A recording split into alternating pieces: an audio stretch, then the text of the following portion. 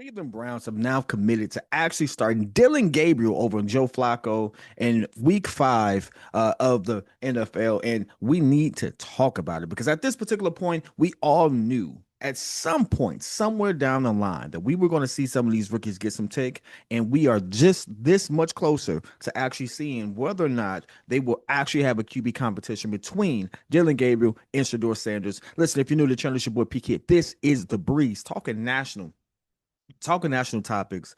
We just got off the live, so if you've been, if you support the Morning Breeze, we do appreciate that. But let's get into this particular topic because it did come out a little bit before the live. Dillon Gabriel will be the starting QB for the Cleveland Browns. Now, here's the interesting thing. I totally understand why. If you're a Cleveland fan, if you've been looking at, they haven't been playing well. I mean, honestly, with their particular record, they're not a playoff team. No one's expecting that. So with you having now drafted not one but two QBs in this current draft, on this last draft, and with you having some first round picks next year, which is supposed to be a QB heavy draft, you have to start finding out whether or not you have the guys in the building already. So it only not only does it make sense, I think this should have been expected. And I think this should have been expected no matter how Joe Flacco played. Joe Flacco was not the end all be all, was not the long term solution for the Cleveland Browns. So I don't believe, and I never believed that there was any other roadmap for the Cleveland Browns, but to let him start a few games and then to find out where you stand with your rookies. And I mean, if you're a Dillon Gabriel fan, I think in that preseason, Dillon Gabriel actually put together some good tape. He looked like he was in command. He had some things that I think Shador doesn't have. He has some poise that I think Shador doesn't have, but I also think that comes from 6 years playing, 64 games, and things of that nature. Now, I do think that Shador was a better thrower. He can throw the ball where he has a better arm. That's my personal belief. I do believe that off platform Shador is better. But this is, again, the proof is going to be in the pudding. If all things are fair, if the playing field is the same, meaning both rookies get the opportunity to practice and have reps with the ones and things of that nature. If we have a true apples to apples situation in which we get to compare these two, then I think the truth is going to come out in the wash. Now, so far, I can't say that Shadur has had those opportunities. I will say that because he's a third rounder, you have to give more. And I mean, listen, justifiably so. Your third round is going to get better opportunities than your fifth round. It just kind of is what it is. It doesn't mean it's fair.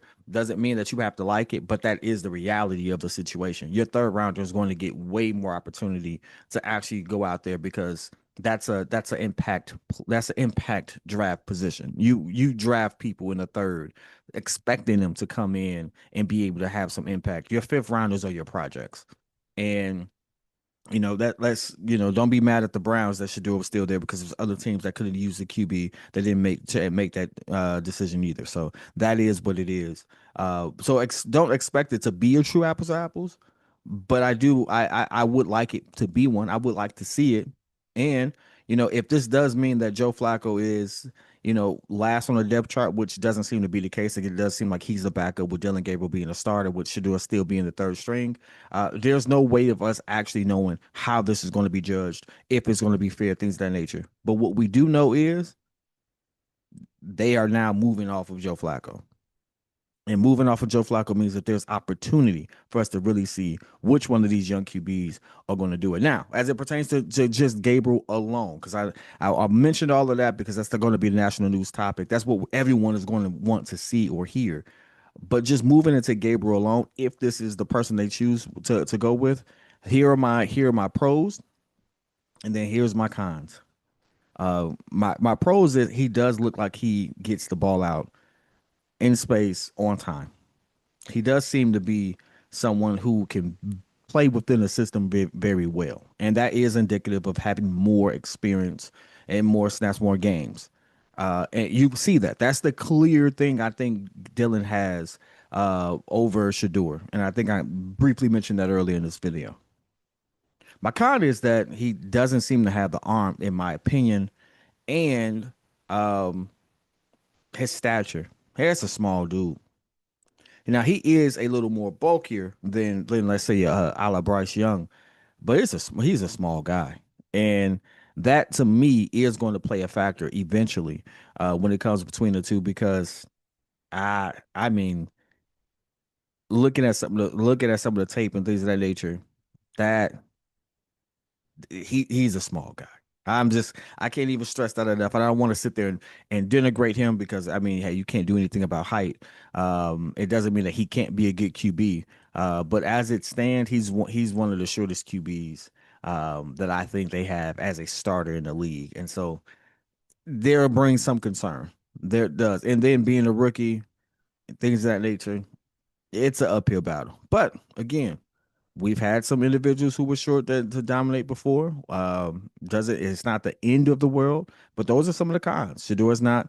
If we want to compare him to the other rookies, Shador is a little has a bigger frame, taller, get over the line easier, bigger arm, in my opinion. But technically sound, I think Dillon Gabriel is a technically sound or can be a technically sound QB.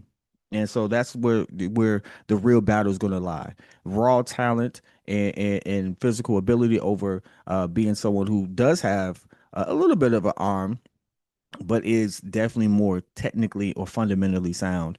I'm actually excited to see where this goes for both of them. I'm excited for both young QBs, simply because this is what you really want. You want the opportunity to compete for the gig, and now they both seem to be able to be in a position to truly compete for that one. So hopefully, I'm not going to sit there and say I want Dillon to win over Shador or Shador to win over Dillon. I'm going to say may the best QB win as long as it's fair.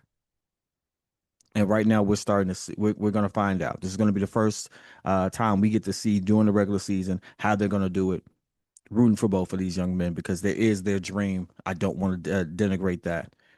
May the best QB win. But I want to hear your thoughts, man. Well, it's love. Well, let's say put it in the chat. I'll be in there with you. Till next time. Peace.